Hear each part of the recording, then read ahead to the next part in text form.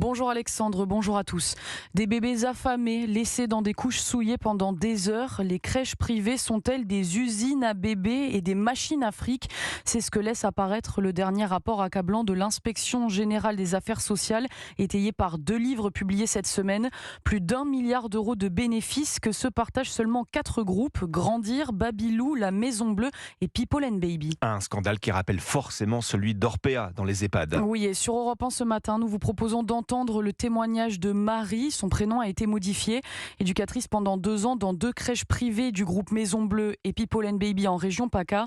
Aujourd'hui, alors que sa direction lui a demandé de ne rien dire aux parents, elle décide de briser le silence. J'ai été référente d'une petite fille qui est rentrée en crèche à l'âge de 3 mois.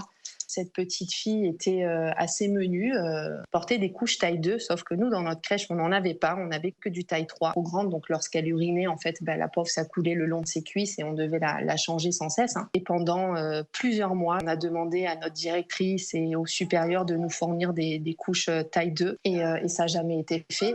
On passe 70% de notre temps à faire du ménage et le reste, avec les enfants, c'est juste pour les nourrir, les changer et les accompagner lors du temps de sieste. C'est tout. Mais malheureusement, lorsque les visites de crèche sont effectuées, c'est que du pareil. C'est mensonge sur mensonge et les parents tombent dans le panneau. Le témoignage de Marie, puéricultrice, le secteur privé qui représente 20% des places de crèche en France et qui est donc indispensable pour de nombreux parents.